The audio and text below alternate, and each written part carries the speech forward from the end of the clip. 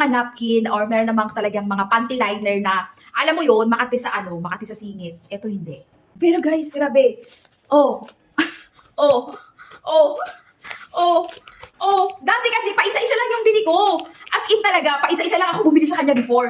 Pero talagang nung nagustuhan ko, tapos nagustuhan din ng anak ko gamitin, talagang nag-horn na ako. Ito talaga ginagamit namin. Tingnan nyo to, papakita ko sa inyo ha, kasi nung una talaga, nung binili ko siya, medyo nagdalawang isip ako sa kanya. Na panty liner, okay? Napkin be, eto talaga ginagamit namin. Ayan yan, oh.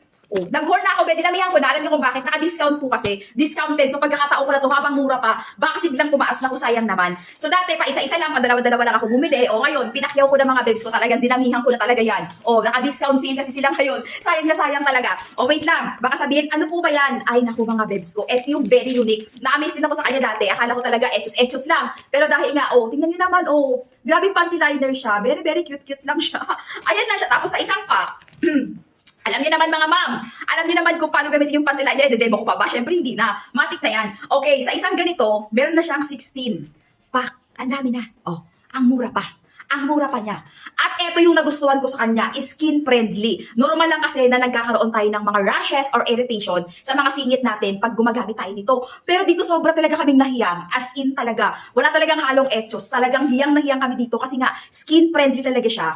At very natural lang yung pinaka ingredients content niya. Kaya tingnan nyo. Napakaganda lang talaga sa mga singit. Hindi siya makate, walang irritation, walang rashes. Gusto mo ng ganito? Gusto mo ng ganito? Gusto mo ng ganito?